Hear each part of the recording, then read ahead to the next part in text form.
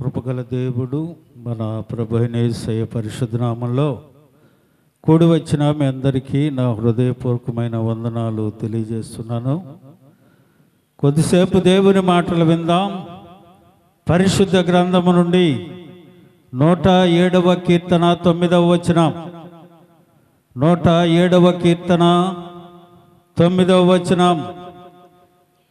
ఏలయనగా ఆశగల ప్రాణమును ఆయన తృప్తిపరిచి ఉన్నాడు, ఆకలి గొనిన వారి ప్రాణమును మేలుతో నింపి ఉన్నాడు. ప్రార్థన చేసుకుందాం. ప్రభా, మీకు వందనాలు నాయనా. ఈ పునరుద్ధాన దినమందు మీరు ఇచ్చిన లేఖనం బట్టి మీకు ఎనలేని స్తోత్రాలు. ఈ లేఖన భాగాన్ని నాయన వివరించి మీ బిడ్డలకు చెప్పే జ్ఞానం నాకు లేదు నాయనా. నీ సెలవు చాటు నన్ను మరుగుపరుచుకొని నీ మాటలు మాకు వినిపించి మమ్మలను బలపరిచి మీ లేఖనానుసారంగా జీవించే కృప మాకు అనుగ్రహించి మహిమ పొందమని మా ప్రభువును ప్రిరక్షకుడు త్వరలో రానయ్యున్న యేసయ్య అతి శ్రేష్టమైన నామంలో అడిగి వేడుకొనుచు ప్రార్థిస్తున్నాను మా పరమ తండ్రి, ఆమేన్. ప్రియమైన దేవుని బిడ్డలారా, ఏలయనగా ఆశగల ప్రాణమును ఆయన తృప్తిపరిచి ఉన్నాడు. ఆశగల ప్రాణమును ఆయన తృప్తిపరుస్తూ ఉన్నాడట. ఏ ఆశ ఉంది విశ్వాసులకు? ఏ ఆశ కలిగితే ఆయన తృప్తిపరుస్తాడు? ఆకలి కొనిన వారి ప్రాణమును మేలుతో ఆయన నింపి ఉన్నాడు అని దేవుని వాక్యం సెలవిస్తూ ఉంది. ఆశ అనేది ప్రతి వ్యక్తికి ఉంటుంది. ఆశ లేని జీవితం లేదు. కొంతమందికి ఆయా ఆశలుంటాయి, ఇహలోకపరమైన ఆశలుంటాయి. కొంతమంది ఆస్తుల కోసం ఆశపడతారు. కొంతమంది పెద్ద పెద్ద లగ్జరీ లైఫ్ అనుభవించాలని ఆశపడతాడు. ఆయా రీతులుగా మానవుడు ఆశిస్తాడు. కానీ విశ్వాసి ఏ రీతిగా ఉండాలి, ఏ ఆశ కలిగి ఉండాలి అనే విషయాన్ని ఈ ఉదయకాల సమయం దేవుడు మనతో మాట్లాడుతూ చెప్తున్నాడు. ఏ ఆశలు మానవుడు కలిగి ఉండాలి, ఏ ఆశ విశ్వాసి కలిగి ఉండాలి, ఏ ఆశ కలిగిన ప్రాణాన్ని ఆయన తృప్తిపరుస్తాడు. ఆశ గల ప్రాణమును ఆయన తృప్తిపరుస్తానని చెప్తున్నాడు కదా. అంతేకాకుండా మేలుతో నింపుతున్నాడని అంటున్నాడు కదా. ఎలాగునో ఆయన తృప్తిపరుస్తాడు, మేలుతో ఆయన మమ్మల్ని నిలుపుతాడు అనే విషయాన్ని కొన్ని మాటలు మనం ఈ ఉదయకాల సమయం ధ్యానం చేసుకుందాం. మొదటిగా ఆయన అంటాడు కదా, రక్షణ కొరకు ఆశ ఉండాలంట మానవుడికి. ఇహలోకపరమైన ఆశలు కాదు కానీ రక్షణ కొరకు. విలాపవాక్యాలు 3వ అధ్యాయం 26వ వచనంలో, నరులు ఆశ కలిగి యెహోవా అనుగ్రహించు రక్షణ కొరకు ఓపికతో కనిపెట్టాలట. ఏముండాలట? ఇహలోకపరమైన ఆశలు కాదు, నాకు అది లేదు ఇది లేదు అని అడగటం కాదు. నరులు ఆశ కలిగి యెహోవా అనుగ్రహించు రక్షణ కొరకు ఆశ కలిగి ఉండాలట. ఏ ఆశ ఉంది నీలో? రక్షణ కొరకు ఆశ కలిగి ఉండమని దేవుడు అంటూ ఉన్నాడు కదా. ఈ ఆశలు కలిగి ఉంటేనే దేవుడు నీ తృప్తిని పరుస్తాడు, మేలుతో నింపుతాడన్న విషయాన్ని జ్ఞాపకం ఉంచుకొని ఈ ఉదయకాల సమయం దేవుని వాక్యాన్ని వినవలసిందిగా ప్రభు పేట మనవి చేస్తున్నాం. మొదటిగా మానవుడు దేని కొరకు ఆశపడాలట? రక్షణ కొరకు. 119వ కీర్తన 174వ వచనంలో అంటాడు కదా, యెహోవా నీ రక్షణ కొరకు నేను మిగులు ఆశపడుచున్నాను, నీ ధర్మశాస్త్రము నాకు సంతోషకరము. మిగులు ఆశపడతా ఉన్నాడట. యెహోవా నీ రక్షణ కొరకు మిగులు ఆశపడుతున్నాను, ఎంతో ఆశపడతాను. ఏ ఆశపడతా ఉన్నావు నువ్వు? ఈ ఉదయకాల సమయం దేవుని సన్నిధికి వచ్చినప్పుడు రక్షణ కొరకు ఎవరు మోకరించి ప్రార్థించరో? మన అక్కర్లు దేవుని సన్నిధిలో పెట్టుకుంటుంటారు, మన అవసరతలు దేవుని సన్నిధిలో పెడతారు, మనకు ఏం కావాలో ఆయన కోరుకుంటూ దేవుని సన్నిధిలో ఉంటాం. కానీ దేవుడు అంటా ఉన్నాడు, ఆయన నేను ఇచ్చే రక్షణ కొరకు మీ ఆశతో ఎదురు చూడండి అని అంటా ఉన్నాడు. ప్రియమైన దేవుని బిడ్డలారా, నువ్వు మోకరించి ప్రార్థించవలసింది ఏంటంటే, ప్రభా నీవిచ్చే రక్షణ కొరకు నేను ఎదురు చూస్తూ ఉన్నా. ఇచ్చావు, కానీ ఆ రక్షణను కాపాడుకొనటానికి స్థిరపరచు, బలపరచు. లేదా నా కుటుంబంలో ఇంతమంది ఉన్నారు రక్షణ పొందవలసిన వారు. అయితే వారి కొరకు ఏం చేయాలంటే మనం అపోస్తుల కార్యాలు 2వ అధ్యాయము 21వ వచనంలో దేవుని వాక్యం సెలవిస్తూ ఉంది కదా. చూడండి, చక్కని మాట అక్కడ వ్రాసి ఉంది. అప్పుడు ప్రభు నామం బట్టి ప్రార్థన చేయవారే రక్షణ పొందుదురని దేవుడు చెప్పుచున్నాడు. హల్లెలూయా. ఎవరు రక్షణ పొందుతారు? ప్రభువు నామమును బట్టి ప్రార్థన చేయవాడే రక్షణ పొందుతాడు. దేవుని నామంలో ప్రార్థిస్తా ఉన్నావా?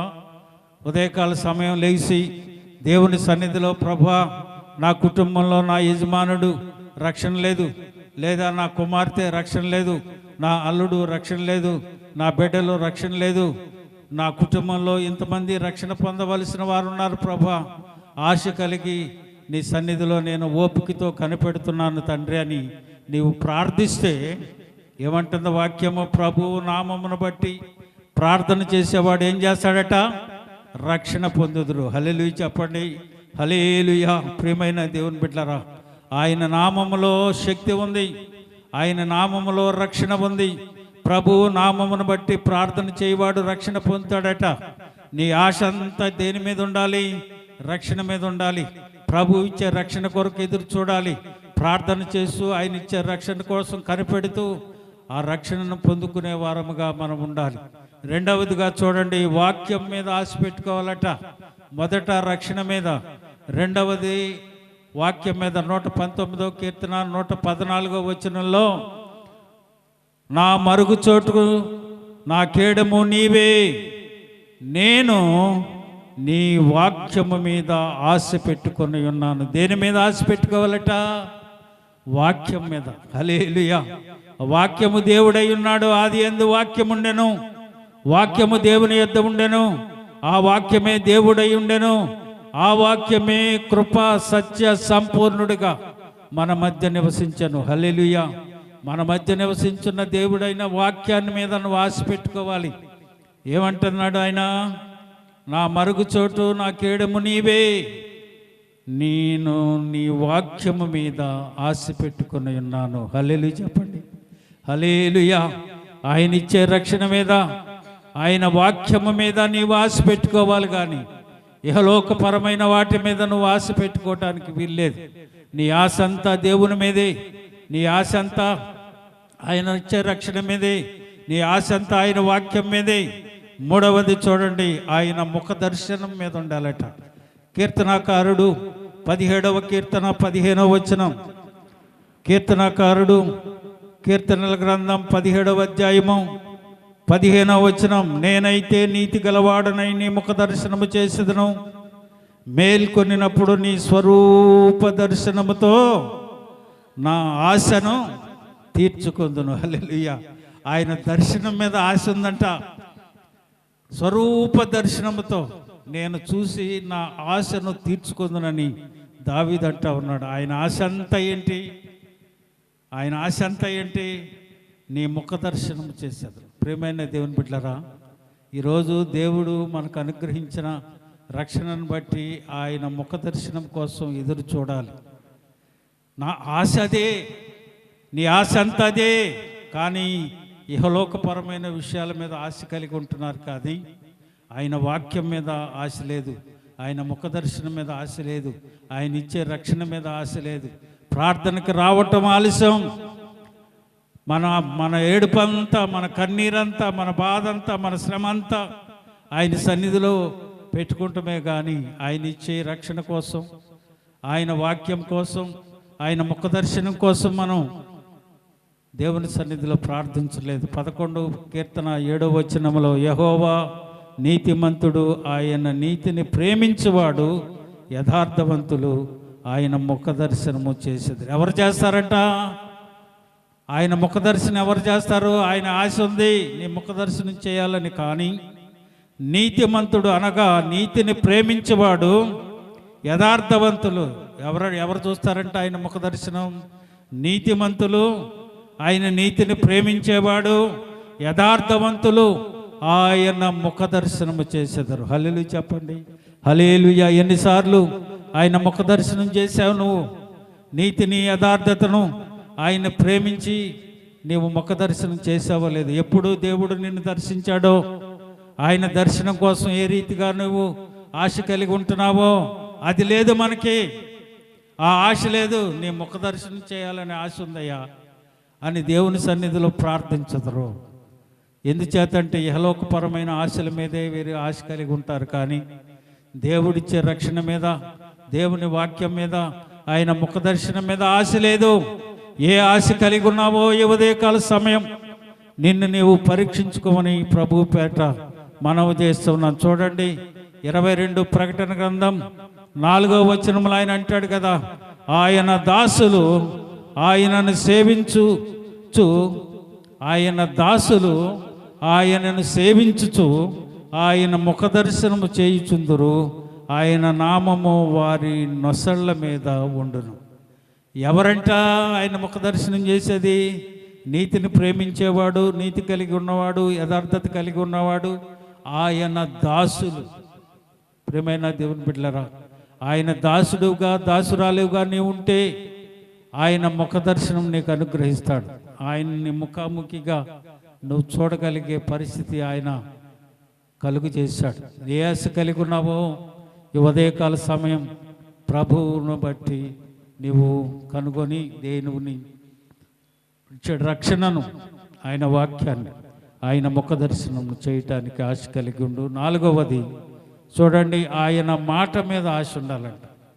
ఆయన ఏం మాట్లాడబోతున్నాడో నీతో, ఆయన మాట మీద నువ్వు ఆశ కలిగి ఉండాలి. 130వ కీర్తన 5వ వచనం, 130వ కీర్తన 5వ వచనం, యెహోవా కొరకు నేను కనిపెట్టుకొనుచున్నాను, నా ప్రాణము ఆయన కొరకు కనిపెట్టుకొనుచున్నది. ఆయన మాట మీద, దేని మీదంట? ఆయన మాట మీద నేను ఆశ పెట్టుకొని ఉన్నాను. హల్లెలూయా చెప్పండి. హల్లెలూయా. ఆయన ఏం మాట్లాడనే ఉన్నాడు? ఉదయకాలం లేవగానే నీవు ప్రార్థించున్నావా? ఆయనతో నువ్వు మాట్లాడుతూ ఉన్నావా? ఆయన మాట మీద నువ్వు ఆశ కలిగి ఉన్నావా లేదా? ఉదయం ఏం మాట్లాడాడు నీతో? ఉదయం లేవగానే బైబిల్ చదువుకుంటే, ఉదయం లేవగానే నువ్వు ఆయన సన్నిధిలో ప్రార్థన చేసుకుంటా ఉంటే ఆయన నీతో మాట్లాడతాడు, నీవు ఆయనతో మాట్లాడవచ్చు. ఆ ఆశ కలిగి ఉండమని వాక్యం సెలవిస్తూ ఉంది. చూడండి, యెషయా గ్రంథము 38వ అధ్యాయము 15వ వచనాన్ని చూడండి. నేనేమందును, ఆయన నాకు మాట ఇచ్చెను, ఆయనే నెరవేర్చును, నాకు కలిగిన వ్యాకులమును బట్టి నా సంవత్సరముల అన్నీ నేను మెల్లగా నడుచుకుందును. ఆయన మాట ఇచ్చాడట. ఎవరికి? లాస్ట్ ఇయర్ మన వాగ్దానం అది, పోయిన సంవత్సరం వాగ్దానం మనది అది. ఆయన మాట ఇచ్చాను. ఆయనే ఎలా ఇచ్చాడు? ఇరువురు మాట్లాడుకుంటేనేగా ఇచ్చేది, అంతేనా? మనం ఆయనతో మాట్లాడితే, రే బాబు ఇదిగో నువ్వు ఇది అడిగావు, నీకు నేను ఇది ఇస్తున్నానని చెప్తాడు. అప్పుడు మాట ఇవ్వటం అవుద్ది. అందుకని దేవుని వాక్యం అంటా ఉంది కదా, ఆయన మాట మీద నీవు ఆశ కలిగి ఉండు. ఎన్ని చెప్పాను? రక్షణ మీద ఆశ కలిగి ఉండాలి, వాక్యం మీద ఆశ కలిగి ఉండాలి, ఆయన ముఖ దర్శనం మీద ఆశ కలిగి ఉండాలి, ఆయన ఇచ్చే మాట మీద ఆశ కలిగి ఉండాలి. చూడండి, 5వది సంపూర్ణమైన విమోచన కోసం కనిపెట్టాలట. 130వ కీర్తన 7వ వచనం, ఇశ్రాయేలు యెహోవా మీద ఆశ పెట్టుకొనుము, యెహోవా యొద్ద కృప దొరుకును, ఆయన యొద్ద సంపూర్ణ విమోచన దొరుకును. హల్లెలూయా చెప్పండి. హల్లెలూయా. సంపూర్ణమైన విమోచన. ఆయన మీద నువ్వు ఆశ పెట్టుకుంటే నీకు సంపూర్ణమైన విమోచనను అనుగ్రహిస్తాడు. దేవుని సన్నిధిలో నువ్వు ప్రార్థిస్తే, దేవుని సన్నిధిలో నువ్వు మోకరించి ప్రార్థిస్తూ ఉంటే దేవుడు నీ మరణ ఆలకించి సంపూర్ణమైన విమోచననిస్తాడు. లూకా సువార్త 1వ అధ్యాయము 69వ వచనాన్ని మనం చూసినట్లయితే, ఆయన తన ప్రజలకు దర్శనమిచ్చి వారికి విమోచన కలుగు చేసెను. హల్లెలూయా. నిన్ను సమస్త విషయములలో విమోచించి ఆయన రక్తము చేత శుద్ధీకరించి పరిశుద్ధపరిచి పరమునకు చేర్చుకోవటానికి ఆయన ఈ లోకానికి వచ్చాడు. అంతే ఏమంటుంది వాక్యం? తన ప్రజలకు దర్శనమిచ్చి వారిని విమోచన కలుగు చేశాను. ప్రియమైన దేవుని బిడ్డలారా, సంపూర్ణ విమోచన దేవుడు నీకు అనుగ్రహిస్తున్నాడు. రోమాపత్రిక 3వ అధ్యాయము 24వ వచనంలో మనం చూసినట్లయితే, కాబట్టి నమ్మువారు ఆయన కృపచేతనే క్రీస్తు యేసునందున్న విమోచనము ద్వారా ఉచితముగా నీతిమంతులుగా తీర్చబడతారు. హల్లెలూయా. ఆయన ఇచ్చే విమోచన ద్వారా నీవు నీతిమంతుడుగా నీతిమంతురాలుగా తీర్చబడతావని దేవుని వాక్యం సెలవిస్తా ఉంది. ఆ విమోచన కొరకు నువ్వు కనిపెట్టాలి. దేని కొరకు నువ్వు కనిపెడుతున్నావు? ఇహలోకపరమైన విషయాల మీదే కనిపెడుతున్నావు. దేవుడు నాకు అది చేయాలి, దేవుడు నాకు ఇది చేయాలి, ఇదిగో నేను ఇది అనుకున్నాను, అది నెరవేరలేదని నువ్వు అనుకోవటానికి కాదు. ఇహలోకపరమైన విషయాలు కాదు కావలసింది, దేవుడిచ్చే సంపూర్ణమైన విమోచన కొరకు కనిపెట్టు. దేవుడు తప్పక ప్రతి విషయంలో నీకు విమోచన అనుగ్రహిస్తాడు. 6వదిగా మనం చూస్తే మందిరం మీద ఆశ ఉండాలి. ఇది మాత్రం చాలా మందికి ఉండదు. చూడండి 84వ కీర్తన 2వ వచనం. 84వ కీర్తన 2వ వచనం. యెహోవా మందిరావరణము చూడవలనని నా ప్రాణము ఎంతో ఆశపడుచున్నదట. ప్రియమైన దేవుని బిడ్డలారా, యెహోవా మందిరావరణమును చూడవలనని నా ప్రాణము ఎంతో ఆశపడుచున్నది, అది సొమ్మసిల్లుచున్నది. జీవము గల దేవుని దర్శించుటకు నా హృదయము నా శరీరమును ఆనందముతో కేకలు వేయుచున్నది. హల్లెలూయా. మందిరం మీద ఆశ లేదు. మనకు కావలసిన విషయాలలో ఆశ కలిగి ఉంటాం. ఆ రోజే మందిరానికి వచ్చే ముందే మనకు పనులు వస్తాయి. ఆ మందిరానికి వచ్చే రోజే చుట్టాలు వస్తారు. ఆ మందిరానికి వచ్చే రోజులే మనకు ఫంక్షన్లు కావలసినవి మనం ఏర్పాటు చేసుకుని ఉంటాం. కానీ దేవుని సన్నిధికి వెళ్ళాలి, దేవుని మందిరంలో మనం ఈ దినం గడపాలి. ఆయన సన్నిధిలో ఒక్క దినం గడుపుట 1000 దినముల కంటే శ్రేష్టమైనదని, అక్కడ కృప దొరుకుతుందని, అక్కడ మేలు దొరుకుతుందని, దేవుడు మనకు దర్శనమిస్తాడని, అక్కడ మనం మాట్లాడతామని, దేవుడు తన కృపతో మమ్మల్ని తృప్తిపరుస్తాడనే విషయాన్ని విస్మరించి దేవుని సన్నిధిని నిర్లక్ష్యం చేస్తూ ఉన్నాం. ప్రియమైన దేవుని బిడ్డలారా, దేవుని మందిరాన్ని నిర్లక్ష్యం చేయకూడదు. దాని మీద ఆశ కలిగి ఉండు. ఎప్పుడు వెళ్దాం, ఎప్పుడు దేవుని సన్నిధికి వెళదాం, ఈరోజు దేవుడు నాతో ఏం మాట్లాడుతున్నాడో, ఈరోజు నన్ను ఏ రీతిగా ఆయన తృప్తిపరుస్తున్నాడో, ఏ మేలు చేత నన్ను ఆయన మేలుతో బలపరుస్తున్నాడో అన్న విషయాన్ని విస్మరించి ఆ రోజునే మనకు పనులు, ఆ రోజునే మనం అవసరతలు, ఆ రోజునే మన బంధువులు వస్తారు, మన ఫ్రెండ్స్ వస్తారు, ఆ రోజునే మనకు సర్క్యులేషను ఏకమవుతూ ఉంటారు. ప్రియమైన దేవుని బిడ్డలారా, దేవుని వాక్యం అంటా ఉంది కదా, దేని మీద నువ్వు ఆశ కలిగి ఉన్నావో ఒక్కసారి నిన్ను నీవు పరీక్షించుకోమని ప్రభు ఈ దినం మనతో మాట్లాడుతున్నాడు. 7వదిగా ఆయన ప్రసన్నతను కోసం ఆశపడాలట. 27వ కీర్తన 4వ వచనం. 27వ కీర్తన 4వ వచనం. యెహోవా యొద్ద ఒక్క వరం అడిగి తిని దానిని వెతుకుచున్నాను, యెహోవా ప్రసన్నతను చూచుటకును నా జీవితకాలమంతయు నేను యెహోవా మందిరములో నివసింపగోరుచున్నాను. హల్లెలూయా. ప్రియమైన దేవుని బిడ్డలారా, ఆయన ప్రసన్నత మీద ఆశ కలిగి ఉండాలి. ఎక్కడ ఆయన ప్రసన్నత నీకు దొరుకుతుంది? దేవుని సన్నిధిలో. దేవుని సన్నిధిలో ఆయన ప్రసన్నత నీకు అనుగ్రహిస్తాడు. ఆయన ప్రసన్నత మీద ఆశ కలిగి ఉండు. 8వది చూడండి, 119వ కీర్తన 20వ వచనం. 119వ కీర్తన 20వ వచనం. నీ న్యాయ విధులు నాకు ఎడతెగక ఆశ కలిగించుచున్నవి, దాని చేత నా ప్రాణము క్షీణించుచున్నది.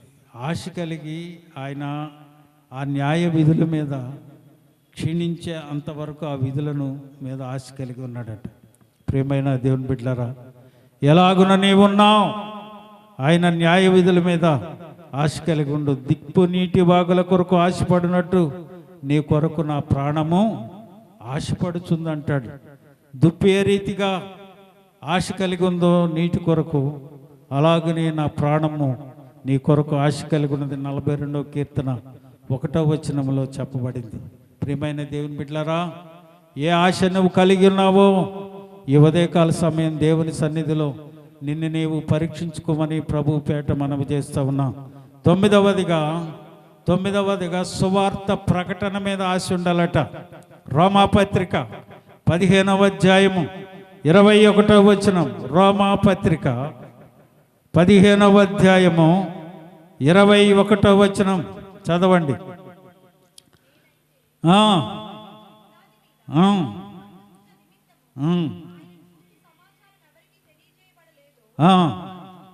వారు చూతురనియు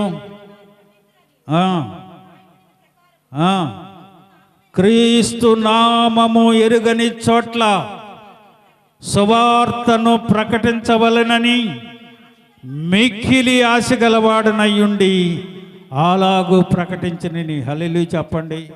సువార్త తెలియబడని వారి దగ్గరికి వెళ్ళి సువార్తను ప్రకటించాలి. ఏమండి, రక్షణ పొందిన వారి ఇంటికి వచ్చి నువ్వు సువార్త చెప్తే ఏం సుఖం? వాళ్ళు రక్షణ పొందారు, ఒక మందిరం ఉంది, ఒక చోట వాళ్ళు సంఘంలో కట్టబడి ఉన్నారు, వారికి నువ్వు చేసేదేంటి? ఈ దినాలలో జరిగేది అదే. దేవుని వాక్యం అంటా ఉంది, సువార్త క్రీస్తు నామము ఎరుగని చోట్ల ప్రకటించట్లా. ఏమండి, ఎక్కడ పడితే అక్కడే ఇంటి పక్కనే. మేము మన ఇస్రాయేల్పేటలో జ్ఞాపకార్థ కూటానికి వెళ్ళి వాక్యం చెప్తానికి వెళ్ళి, ఇల్లు ఉంది, ఇటు పక్కన ఒక చర్చ్ ఉంది, ఇటు పక్కన ఒక చర్చ్ ఉంది, అటు పక్కన ఒక చర్చ్ ఉంది, 4 పక్కల ఆ ఇంటికి చుట్టుపక్కల ఉన్నాయి. కనీసం అక్కడ కూటం జరుగుతుంది అనే సంగతిని కూడా వారు విస్మరించి మైకులు గొట్టాలు బయటకు పెట్టి చెప్తున్నారు. ఇక్కడ ఏం చెప్పాలో తెలియట్లా. మనిషిని పంపించి, బాబు పైన బాక్సులు కొద్దిగా ఆపండి, అక్కడ కూటం జరుగుతుంది అని చెప్పవలసిన పరిస్థితి వచ్చింది. ప్రియమైన దేవుని బిడ్డలారా, సువార్త ఎక్కడ ప్రకటించాలి? క్రీస్తు నామము ఎరగని చోట్లకు వెళ్ళు. బోళ్ళంత ఉంది చెప్పవలసిన సువార్త, చెప్పవలసిన. తెలియని వారు, యేసు ప్రభు అంటే తెలియని వారు చాలామంది ఉన్నారు. అక్కడికి వెళ్ళి సువార్తను ప్రకటించరు వీళ్ళు రక్షణ పొందిన వారి దగ్గరికే వచ్చి సువార్తను బోధిస్తారు. చూడండి, వాక్యం అంటా ఉంది, క్రీస్తు నామం ఎరుగని చోట్ల సువార్త ప్రకటించవలెనని మిక్కిలి ఆశ గలవాడనయ్యుండి అలాగున ప్రకటించితిని. అలాగున ప్రకటించాలి. దాని మీద నీకు ఆశ ఉండాలి. కనీసం రక్షణ పొందిన తర్వాత నీవెలా రక్షణ పొందావో సువార్త ఎరుగని అన్యుడికి, లేదా నువ్వు ప్రయాణం చేస్తూ ఉంటావు, నీ ప్రయాణంలో నీ బస్సు పక్కనో నీ బండిలో సీటు పక్కనో ఎవరో కూర్చొని ఉంటావు. మాట కలిపి, అమ్మ ఏ ఊరు వెళ్తున్నా? పలానా. ఏంటి, ఏ సంగతి? యేసు ప్రభు తెలుసా నీకు? ఇగో నేను ఇలాగ రక్షణ పొందాను, దేవుడు నన్ను రక్షించాడు, ఆయన నమ్ముకోమ్మా అని చెప్పగలిగే పరిస్థితి లేదు. మనకంతా సిగ్గు. సువార్త ప్రకటించబడని చోట, క్రీస్తు అంటే ఎరగని చోట సువార్తను ప్రకటించాలని ఆశ కలిగి ఉండమని దేవుని వాక్యం అంటా ఉంది. ఆ ఆశ నీలో ఉందా? నువ్వు రక్షణ పొందిన తర్వాత ఎవరికైనా నీ సాక్ష్యాన్నైనా పంచుకున్నావా? ఒకసారి ఆలోచన చేయి. దేవుని వాక్యం అంటా ఉంది ఆ ఆశ నువ్వు కలిగి ఉండమని. ఎక్కడైనా నిలేదయ్యా, ఇదిగో ఎవరికైనా ఒకరికి నేను సువార్తను ప్రకటిస్తాను అన్న విషయాన్ని తీర్మానం చేసుకో. చివరిగా చూడండి, 2వ రాకడ కొరకు ఆశపడి ఉండాలట. 2వ పేతురు పత్రిక 3వ అధ్యాయము 12వ వచనం. 2వ పేతురు పత్రిక 3వ అధ్యాయము 12వ వచనం చదవాలి. దేవుని దినపు రాకడ కొరకు కనిపెట్టుచు. దేని మీద ఆశ ఉందంట ఈయనకి? దేవుని రాకడకో దినము కొరకు. హల్లెలూయా. అది మనకొద్దు. రా రా రా అంటారు కానీ దాని మీద ఆశ ఉండదు. ఆయనతో వెళ్ళిపోవాలని ఆశ ఉండదు. ఇక్కడ ఏదో ఉట్టి కట్టుకుని ఊరేగాలని ప్రయాసపడతా ఉంటారే కానీ ఆయన రాకడ రావాలి, నేను ఎత్తబడాలి, ఆయన సన్నిధిలో ఉండాలి, ఆయన విందులో నేను పాల్గొనాలి, ఆయనతో నేను నిరంతరం ఉండాలన్న విషయాన్ని విస్మరించి ఇహలోకపరమైన ఆశల మీదే ఆశ కలిగి ఉంటున్నావు. ఏ ఆశ నీలో ఉందో చెప్పండి. దేవుని దినపు రాకడ కొరకు కనిపెట్టుచు, దానిని ఆశతో అపేక్షించుచు మీరు పరిశుద్ధమైన ప్రవర్తనతోనూ భక్తితోనూ ఎంతో జాగ్రత్త గలవారై ఉండవలెను. ఆయన రాకడ కొరకు కనిపెట్టుకునేవాడు ఎలా ఉండాలట? పరిశుద్ధమైన ప్రవర్తన, భక్తి, ఎంతో జాగ్రత్త, వాటి మీద ఆశ కలిగి ఉండండి.